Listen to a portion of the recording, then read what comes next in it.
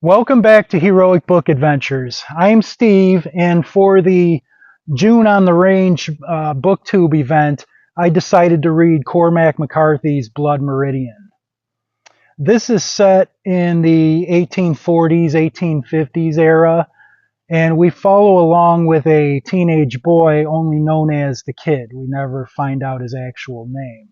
He has no family ties or anything like that. So because of his circumstances, he ends up on the Texas-Mexico border, and not having anything else going for him, he falls in with a group of ruffians. And they decide they're going to head out into the desert, track down and murder Apaches because their scalps are going for a very high price. So that's what they're going to do for money. So we follow along with this group as they travel through the desert, hit various villages and locations, and just witness all kinds of atrocities that happen as they're traveling. I did not enjoy this one quite as much as I thought I was going to, because usually when a book or movie is like really gritty and ultra violent, I generally really enjoy that sort of thing. But I feel like in this one, it was too over the top. Like at times, McCarthy was focusing on being so gritty with it that it was repetitive to the point that it was detrimental to the story. I remember at one point I was going to start a new chapter and I thought to myself, I bet you they're going to ride into another village, massacre everybody, and abuse animals. And sure enough, that was exactly what they did.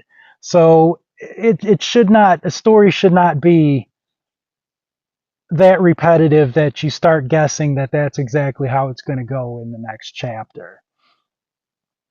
But there's another side of me that finds the whole nihilistic aspect of their behavior kind of interesting.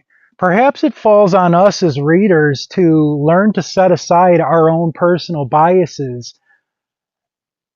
in our expectations of how we think characters should act. Because none of us have never lived in the extremely harsh conditions and environment that the people in this story did.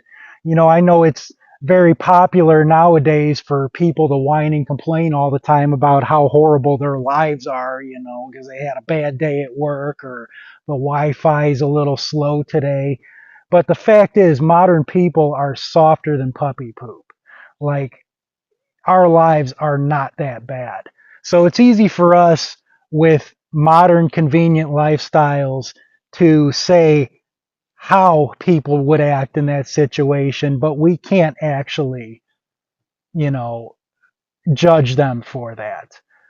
In a lot of ways, this book reminded me of another one called The Painted Bird by Jerzy Kosinski I read years ago. That one follows again a young boy that travels through the European countryside during World War II and just sees like every atrocity you can see people commit.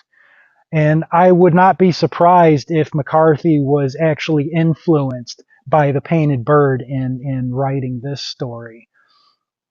Usually I don't like giving trigger warnings because I feel oftentimes they're kind of spoilery. But when you're talking about books like Blood Meridian and The Painted Bird, it has to be pointed out that if you are the sensitive type, you should just not read this sort of thing. You need to have a really strong stomach because all kinds of horrible things happen in a book like this. All that being said, this was not a bad book. I don't think it's possible for McCarthy to write a bad book. He's just too talented of an author. I think his choice to not use quotation marks during dialogue was a little bit weird, but it was something I adapted to pretty quickly, and it wasn't a problem at all.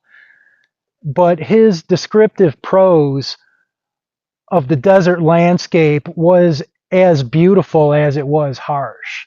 And all of the characters in this live in complete squalor. And McCarthy drags you right through the filth with him. He's like a master at creating atmosphere, like all of the sights, sounds, smells, horrible things going on, like you are right there experiencing it too. So he's very good at that. Judge Holden is a character in the group that the kid falls in with. And I would say Judge Holden is an extremely memorable antagonist that after reading this you'll probably never forget. Like he's really weird, scary dude. And there's an underlying religious aspect to the story that was also really well done, I feel like. I'm going to give this a 7.5 out of 10 overall. I don't agree with there's been a lot of people who have said this is like a great American novel and ranks it up there with the best of them. I think there's some issues with it that keep it from being quite that good. But if you can go into this with tempered expectations of how good it's going to be, and you can stomach all of the horrible things that are going to happen in it, I think it is a very fascinating examination of how people could behave if they were thrown into harsh survival conditions like they were in this book. So I will see you sunburned heroes on our next Western adventure.